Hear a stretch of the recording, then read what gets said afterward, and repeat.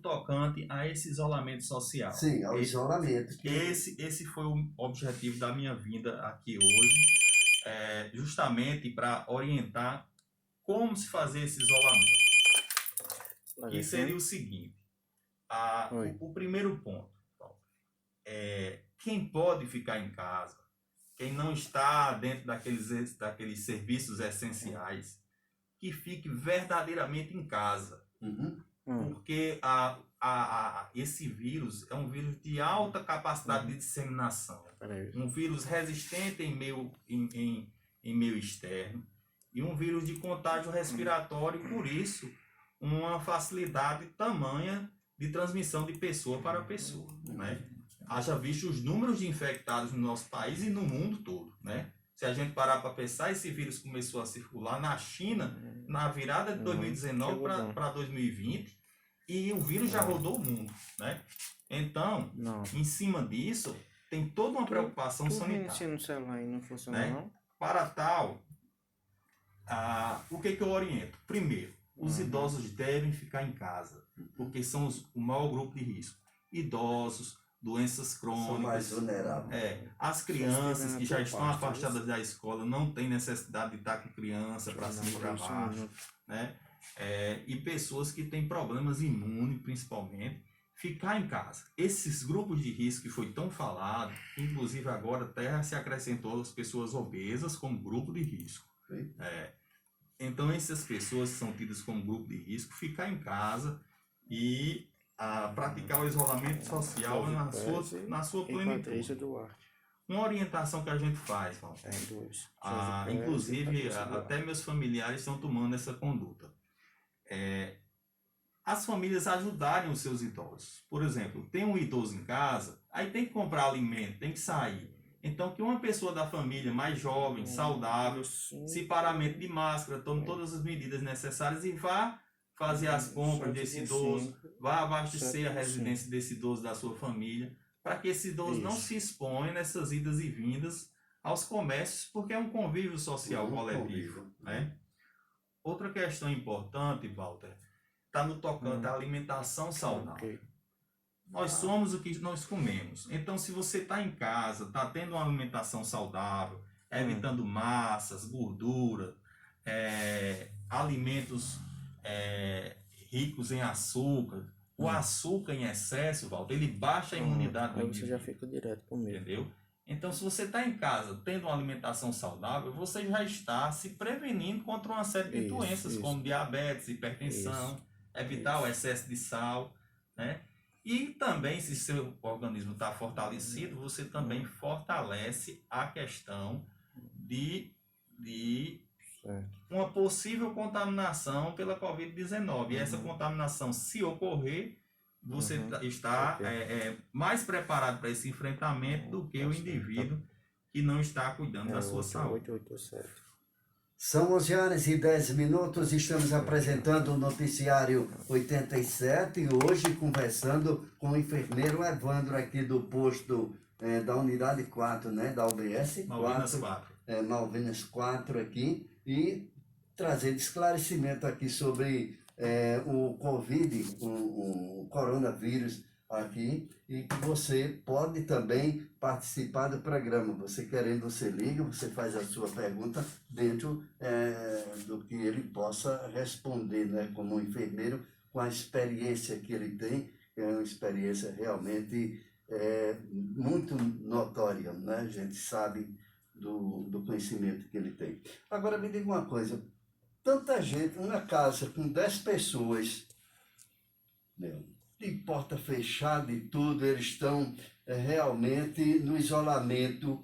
Essas pessoas, entre eles ali, eles não podem transmitir, não?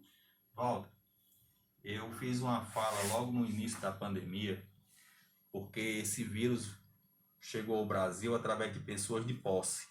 Pessoas que viajaram para a Europa, cerca de 300 indivíduos que vieram da Europa. O vírus não veio diretamente da China para cá, foram as pessoas infectadas na Europa já porque o vírus começou a circular lá. E dessas 300 pessoas, 150 vieram praticamente da Itália. e se disseminaram por 10 capitais do nosso país.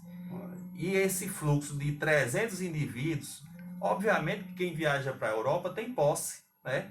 Então eram indivíduos que começaram a fazer isolamento em suas coberturas de luxo, em seus apartamentos, em suas mansões, enfim, e tiveram a forma leve da doença, muito bem acompanhados por sua assistência à saúde. O que acontece? Um dos primeiros óbitos que aconteceu foi a doméstica de uma dessas pessoas. E aí a doença foi se espalhando e começou a migrar dos bairros nobres para as comunidades carentes. Então, uma das maiores dificuldades neste momento de pandemia para o Brasil é a desigualdade social, Walter. Porque quando você diz, se isole, faça quarentena, em uma casa que tem 2 cômodos, que as pessoas ali só entram para dormir e comer, porque não cabe, humanamente impossível, que essas pessoas convivam naquele casebre no decorrer de 24 horas. Como pedir isolamento social dessas pessoas? Né? Então, essa é uma questão social que perpassa, Walter, a própria questão de saúde pública, porque é a qualidade de vida da população, de moradia, de saneamento básico, de ter água e esgoto, né? E é muito complicado resolver essa questão de uma hora para outra em plena pandemia. Walter, eu queria falar também a questão do tabagismo. Sim. As pessoas que fumam. Olha, o meu alerta para quem fuma é o seguinte: se você é fumante, você está diante da maior razão clínica possível para parar de fumar. Porque o fumante ele já fica com a imunidade baixa, Walter, em função da agressão que o cigarro faz nas vias aéreas, né? A gente tem um trato respiratório que é o tecido mucociliar. É uma mucosa e cílios que vai expulsando micro-organismos e partículas para fora da árvore respiratória. O fumante, ele tem esse tecido agredido pelo fumo, pelo tabagismo, e vai ficando como um tecido fibroso que não tem essa defesa. Por isso que o fumante tosse muito, tem muita secreção. Isso aí é um caminho de comunicação, uma porta de entrada aberta, direto para as vias aéreas superiores e inferiores desse fumante. Então, o fumante é um grupo de risco bem maior do que o indivíduo que não fuma. Outra questão importante, rapaz, são as bebidas alcoólicas. Eu não entendo como é que em plena pandemia está o pessoal se aglomerando, bebendo. Duas coisas. Primeiro, Walter, beber, ninguém gosta de beber sozinho. Está bebendo, está se socializando, está conversando, então não tem isolamento, não tem bebida. Né? Raramente isso acontece. E segundo, Walter, o álcool, ele baixa a imunidade do indivíduo. Então ele deixa mais suscetível às infecções. Eu acredito que teve um município, foi um estado aí, que decretou lei seca. Eu achei muito prudente. Os comércios podiam vender os alimentos, tudo, mas a parte voltada para a bebida alcoólica estava fechada. Eu considero uma medida extremamente assertiva. Quem sou eu para dizer que tem a lei seca? Mas se você tem a oportunidade de decidir entre beber e não beber, eu sugiro que evite bebida alcoólica nesse momento de pandemia. A outra questão importante, o uso de máscaras ao sair, né? O indivíduo que sai tem que estar usando a máscara de tecido duplo, né? Usar essa máscara a cada 2 horas e depois substituir por outra, Walter. Usar álcool gel nas mãos, conduzir um frasquinho de álcool gel, porque você vai fazer umas compras, tal, pega numa coisa, noutra, passa álcool gel na mão. Não levar a mão nem aos olhos, nem ao nariz, nem na boca, porque a transmissão é pelas vias aéreas, né? É importante determinar na sua casa aquela pessoa que vai ficar responsável pelas compras. Geralmente um indivíduo mais saudável, adulto, que não tem comorbidades, nem grupo de risco. Porque se ficar todo mundo saindo de forma alternada, fatalmente alguém vai trazer o vírus para dentro de casa, né? Outra coisa importante, Walter, que eu faço na minha casa e sugiro que todo mundo faça, é ter uma área de descontaminação. Quando eu chego do trabalho, pronto, aqui eu estou vindo, já coloquei uma outra roupa para vir aqui, não é minha roupa de trabalho. E aí, quando eu chego em casa, a minha roupa de trabalho eu já deixo numa área para descontaminar, já tiro meus calçados E agora a Secretaria de Saúde, Walter, tomou uma medida muito acertada. As unidades de saúde funcionam de 7h30 às 13 horas, horário corrido. Isso possibilita o quê? Após o servidor trabalhar, ele não vai em casa fazer refeição e voltar. Ele vai em casa, aí toma um banho bem tomado, se descontamina, para depois você estar apto ao seu convívio familiar, né? Então, do mesmo jeito você deve fazer. Chegou da rua, se desparamenta, deixa tudo fora que possa infectar o seu lar, vai tomar um bom banho para poder usufruir do convívio doméstico, né? Outra coisa importante, a questão que você falou, Walter, da prática de atividades físicas. Olha, na prática de atividade física, Walter, os perdigotos, que são as gotículas que saem da respiração e da boca, eles tendem a lançar de uma forma mais distante. Por exemplo, o indivíduo que está correndo, ele lança no ar, e aí não é mais 1,5 m, 2 metros de distância do outro, já dobra a distância, porque o outro vem correndo também atrás, então a partícula fica no ar em menos tempo, né? Para que ele se aproxime. O indivíduo de bicicleta já é mais rápido ainda. Então, fora os equipamentos de academias públicas que está todo mundo tocando. Então, práticas de exercício físico em ambientes coletivos, nesse momento, é totalmente contraindicado. Se você puder, faça uma atividade em casa, né? Um alongamento, um agachamento, se tiver alguma máquina para se exercitar em casa, que faça, né? Mas está proibido nesse momento até as caminhadas e corridas em espaços públicos, né? Para a contenção da pandemia. Muito, muito bom e muito preciso essas informações, porque tem muita gente ainda desavisada, tem muita gente que não acredita, como tem outros que até debocham e tudo, mas que a coisa é muito séria, né? É muito sério. É muito sério, é o pior agravo em saúde vivido nessa idade moderna, porque pior do que isso só foi a gripe espanhola, mas aí é o seguinte, a pandemia ainda não terminou, né? Por isso que eu estava falando, porque eu passei num apartamento, aí tem uma festa, assim, no primeiro andar, e fazendo uma festa, e só falava no coronavírus, não sei o quê, vamos tomar uma, não sei o quê. É um absurdo, aí né, eu Walter? acho que era um absurdo a pessoa estar com essa maneira, esse gesto assim. Walter, tem outra preocupação importante com as crianças. Sim. As crianças estão fora da escola, né? Estão no isolamento social. E esse isolamento social aí, Walter, tem duas preocupações. Primeiro, a questão da saúde. A criança está com alimentação saudável, tem que estabelecer uma rotina para o dia dessas crianças, a hora de estudar, a hora de brincar, a hora de se alimentar, porque é muito importante uma rotina estabelecida no dia a dia da criança, mesmo ela estando em isolamento, em quarentena.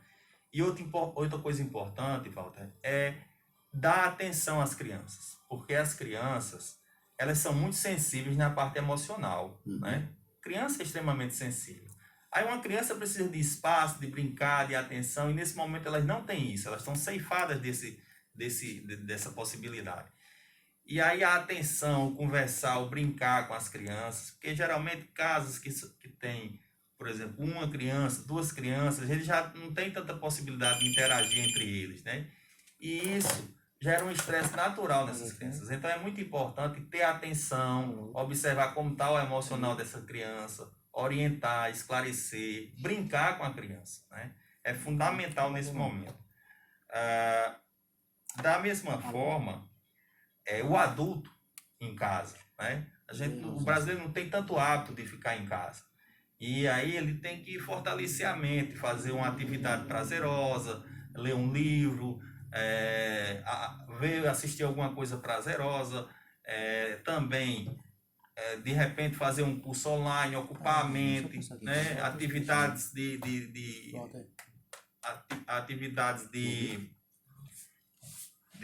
como a gente pode falar, de confecção de artesanato, né? Essas coisas, para a gente ocupar a mente da melhor maneira possível. Oi? Não. Opa. Outra coisa importante é a limpeza de sua casa.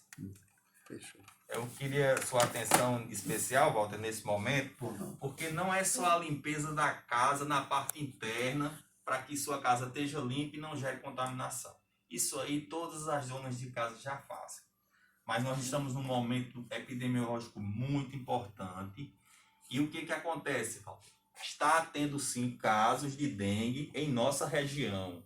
E as pessoas têm que ter responsabilidade de limpar seus quintais, olhar suas caixas d'água, porque além da pandemia pela Covid-19, nós estamos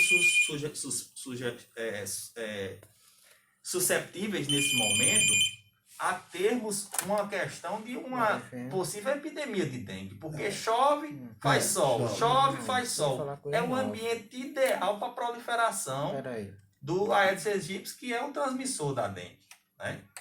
Aí então o que acontece, Walter? As pessoas ficam esperando em casa a visita do agente de endemia. Aí o agente de endemia vai limpar a sua casa? Não, não é o papel dele limpar a sua casa. É o papel dele orientar. E nesse momento eles não estão podendo visitar, adentrar nas casas, porque é um risco para o agente de endemia, né? E é um risco para o próprio indivíduo que receba alguém nesse momento de isolamento social. As pessoas têm consciência, limpar as calhas, limpar as caixas d'água, não deixar pneu exposto, não deixar garrafa com a boca para cima no quintal, vasilhas, os pratinhos de planta, os pratos dos animais domésticos. Todo mundo sabe disso e as pessoas deixam de fazer. Nós estamos num período que é uma guerra biológica. Cada um tem que prover a segurança do seu lar da melhor maneira possível. Aí as pessoas estão deixando isso de lado e começando a acontecer casos de dengue. Eu tenho uma amiga que teve um caso de dengue, foi hospitalizada, precisou tomar bolsas de plaqueta. A dengue é uma doença grave. Inclusive, com a chegada desse coronavírus, a dengue, H1N1, tudo tem sido esquecido, parece. Exato. Graças a Deus, Walter, nossa unidade no tocante H1N1, quando chega a vacina, nós divulgamos prontamente. Terça-feira mesmo nós recebemos 150 doses. Você me deu um mote muito bom para falar, porque 150 já falaram doses, aqui sobre a vacina. Nós, assim que recebe, a gente faz logo. Nós conseguimos administrar 150 doses com segurança, eu e minha técnica de enfermagem. Começamos de 8 horas às 9h40, não tinha mais nenhuma dose. Olha. Todo mundo tomou da forma segura, prática possível. Mas as doses estão escassas em todo o país, infelizmente. Aí assim que chega a gente faz, né? Agora a escassez é em todo o território devido à grande procura, né? Mas assim, nossa equipe tem feito a nossa parte na imunização, não só na H1N1 influenza, como na rotina também. E quanto à questão da vacina, tem sido atendido aí pelo lockdown? Como é? Eu não entendi. Se tem sido atendido, vocês têm feito o chamado lockdown? Sim, não. O lockdown quem determina é o poder público, né? A Paraíba não foi decretado nenhum lockdown em nenhum município, né? Até onde eu sei. São mais medidas mais rígidas de isolamento social, mas o lockdown ainda não, porque o lockdown é o fechamento total. Quem decretou o lockdown e está colhendo bons frutos agora foi São Luís, Maranhão, né?